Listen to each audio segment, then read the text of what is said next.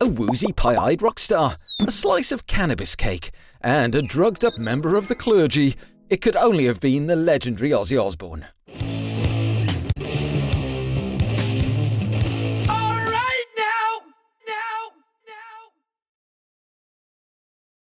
The sad loss of Ozzy Osbourne was always going to be something that would be felt around the world, and not just from those Sabbath and Ozzy fans whose devotion for his music had spanned decades, but also those who welcomed this larger-than-life character into their living rooms through the Osbournes reality TV show. I was following Ozzy long before the telly stuff, and one of my fondest memories of seeing him live was at a particular gig in his home city of Birmingham at the NEC. This was back in the late 80s, and it was a pretty significant gig for me. Ozzy's former Sabbath bandmate Geezer Butler was on bass, and a brand new guitar prodigy had joined the band, a certain Zakk Wylde. He was young, skinny, and ready to be catapulted into the rock and roll circus tent.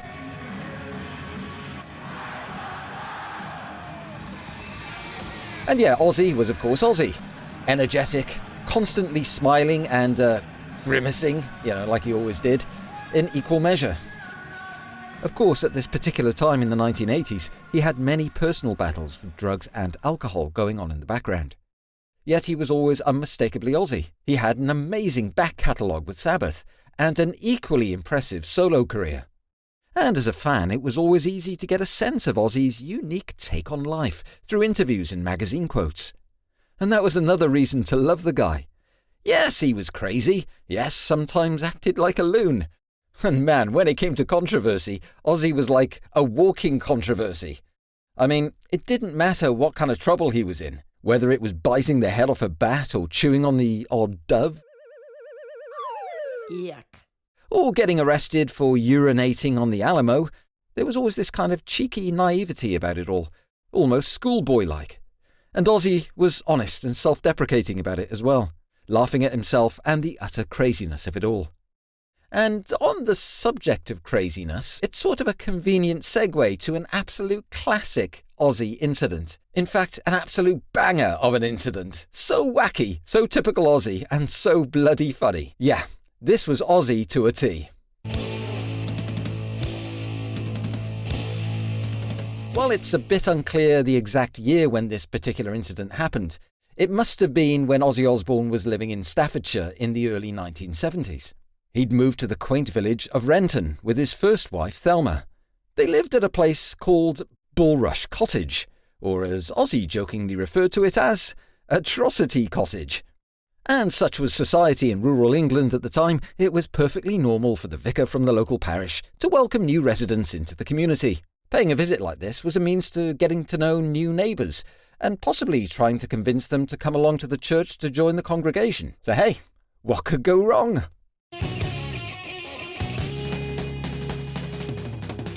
One of the perks of Atrocity Cottage was that it was only a stone's throw distance from the main village, where Ozzy had the ultimate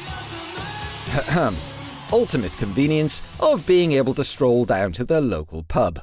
Which all sounds rather colloquial and quaint, doesn't it? Yeah.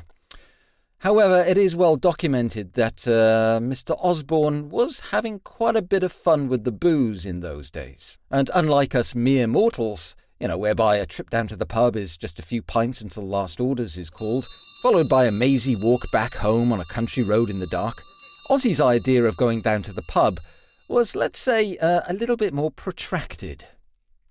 In other words, it would last days. So as Ozzy recalled in an interview in 2010, on one particular day, he was heading out down to the pub. A cake sat on a plate on the kitchen worktop, and just before he left, he told wife Thelma not to offer anyone the cake.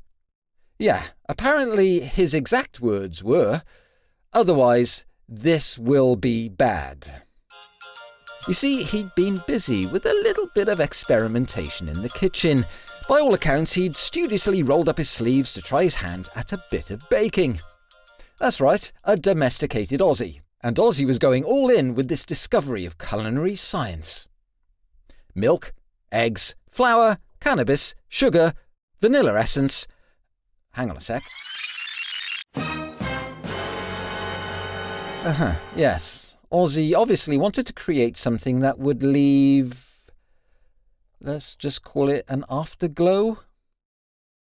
So Ozzy headed down to the village and his local watering hole, and in true rockstar fashion, returned home a few days later. Only he wasn't really prepared for what he was about to come home to. Entering the kitchen, it quickly dawned on him that Thelma had forgotten about his cake warning. As slumped at the kitchen table was none other than their local vicar. He'd obviously been invited in by Thelma, and by all accounts had been enjoying a nice cup of tea and slice of cake. Yeah, somehow Ozzy had inadvertently managed to drug up to the eyeballs the local man of the cloth. Blimey, what to do? As the vicar's car was parked outside, Ozzy dragged the unconscious holy man out to his car, bundled him into the back seat.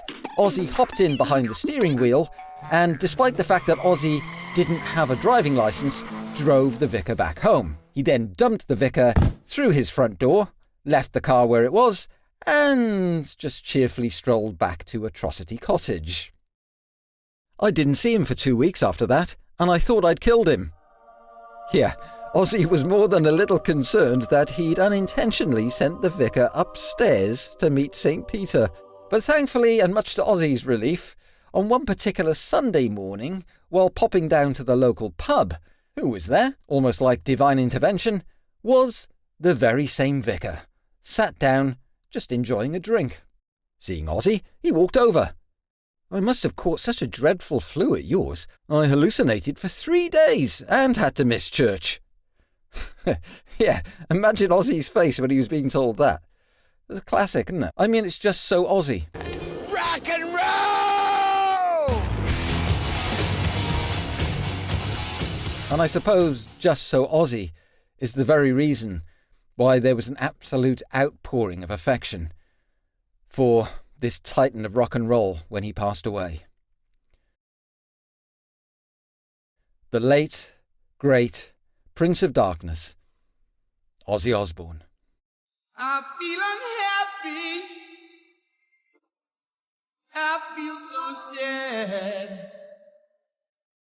I've lost the best friend that I ever had.